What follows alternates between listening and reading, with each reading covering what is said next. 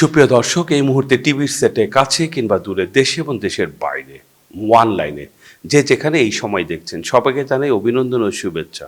আজ পবিত্র ঈদের দিন। ঈদে সবাইকে জানাই ঈদ মোবারক। ঢাকা মেট্রোপলিটন পুলিশ ঢাকার লালবাগ থানার ইন্সপেক্টর অপারেশন লালবাগ থানার রাশেদুজ্জামান ভাই, কেমন আছেন আজকে পবিত্র ঈদের দিন? আলহামদুলিল্লাহ, ভালো আছি। সবাইকে ঈদের শুভেচ্ছা। আমাদের লালবাগ থানার আইনশৃঙ্খলা পরিস্থিতি স্বাভাবিক রয়েছে।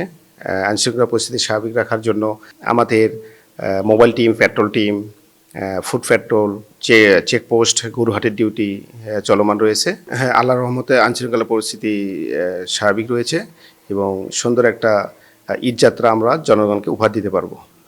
লালবাগ থানা আইনশৃঙ্খলা পরিস্থিতি স্বাভাবিক রয়েছে। আইনশৃঙ্খলা পরিস্থিতি স্বাভাবিক রাখার জন্য আমাদের mobile team, patrol team, food patrol, গরুহাটের ডিউটি চলমান রয়েছে। আমাদের ডিসি স্যারের নির্দেশক্রমে আমাদের বিভিন্ন ফুড পেট্রোল, মোবাইল পেট্রোল, রাত্রিকালীন ডিউটি চলমান রয়েছে।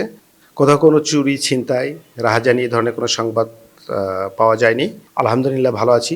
সবাইকে জানাই লালবাগ থানার পক্ষ থেকে ঈদ মোবারক। পবিত্র ঈদের দিন আপনারা ডিউটি করছেন। আমাদের লালবাগ থানার আইন শৃঙ্খলার পরিস্থিতি শুনতে পেরেছি অত্যন্ত ভালো, অবশ্য এই জন্য আমাদের এই সময়ের পক্ষ থেকে আপনাকে অসংখ্য ধন্যবাদ। আপনাকেও অসংখ্য ধন্যবাদ।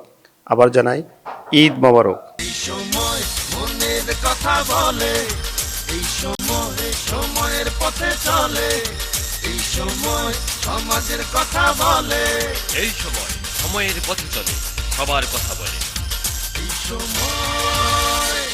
এই সময়